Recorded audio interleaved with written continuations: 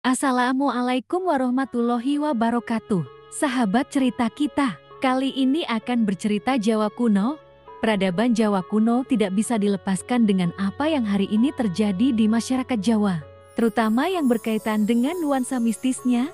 Peran sejarah di masa Jawa kuno tersebutlah yang kemungkinan besar menjadi pembentuknya. Kekuatan gaib atau aura mistis dari kalangan demit, jin, setan yang sering jadi andalan para dukun, bisa saja merupakan warisan dari leluhur di masa Jawa kuno tersebut. Sejarah awal Pulau Jawa seolah terbungkus oleh misteri karena sama sekali tidak diketahui sama sekali keberadaannya oleh dunia. Sampai suatu ketika Pulau Jawa dikunjungi oleh petualang dari Cina yang bernama Fahin pada tahun 412 Masehi. Demikianlah keterangan awal yang Bondowoso Network kutip dari akun YouTube Pegawai Jalanan saat mereka membahas tentang misteri di Pulau Jawa dalam video rekamannya. Kemudian dilanjutkan lagi dengan keterangan mereka saat mengutip buku Sejarah Gaib Tanah Jawa karangan Syawi Leadbeater, cetakan I, Maret tahun 2015. Disebutkan pada 2000 tahun sebelum Masehi Pulau Jawa sudah menjadi koloni bangsa Atlantis, tapi saat Atlantis hancur Jawa menjadi negeri terpisah. Saat masih dikuasai oleh bangsa Atlantis inilah ajaran gaib hitam dan sesat mulai diajarkan oleh penduduk yang tinggal di Pulau Jawa ini. Sehingga kemudian pengaruh ilmu gaib itu semakin kuat merusak tatanan yang sudah ada saat itu. Penguasa saat itu sangat zalim di dalam menggunakan ilmu gaib hingga aura mistisnya terasa kuat. Pada 1200 tahun sebelum Masehi terjadi invasi secara damai terhadap Pulau Jawa oleh Raja Vaivasvata Mondo yang beragama Hindu. Mereka membentuk koloni hingga akhirnya kekuatan mereka meningkat pesat dan akhirnya menjadi dominan. Akan tetapi meskipun agama Hindu telah diterima oleh masyarakat, namun pada kenyataan pemujaan lama terhadap ajaran sesat masih berlangsung dan malah makin menjamur.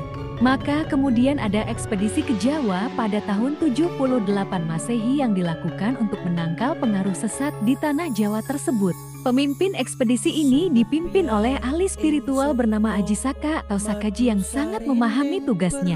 Aji Saka lalu menanam benda yang berdaya magnet kuat dengan sudah diberikan mantra di 7 tempat di Pulau Jawa. Semuanya itu adalah untuk mengusir pengaruh jahat yang ada di Pulau Jawa.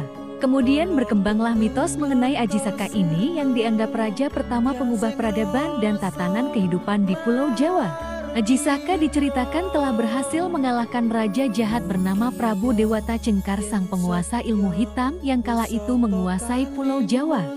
Legenda ini juga menyebutkan bahwa Aji Saka adalah pencipta tarik tahun Saka, atau setidaknya dianggap raja pertama yang menerapkan sistem kalender Hindu di Jawa. Namun setelah beratus tahun kemudian kekuatan jin dan ilmu sesat kembali datang menguasai hingga berkembanglah ajaran ilmu gaib di Jawa seperti kejawen, klinik dan kebatinan. Di awal abad 13 datanglah Syekh Subakir, seorang ulama yang dikirim Kesultanan Turki Utsmaniyah ke tanah Jawa dengan tugas untuk menumbal Pulau Jawa serta mengislamkannya.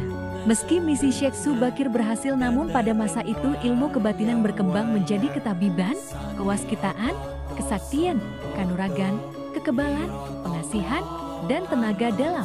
Sepeninggal Syekh Subakir, pemagaran pengaruh gaib di Pulau Jawa dilanjutkan oleh Wali Sanga yang mengajarkan serta menyebarluaskan ajaran Islam. Demikianlah sekelumit kisah mengenai sejarah kegaiban di era Jawa kuno menurut Syawi Leadbeater yang pastinya akan ada versi lain, menandakan sebuah keunikan dari teori ilmu pengetahuan. Wallahu alam. Semoga bermanfaat. Amin. Wassalamualaikum warahmatullahi wabarakatuh. Memuji ingsun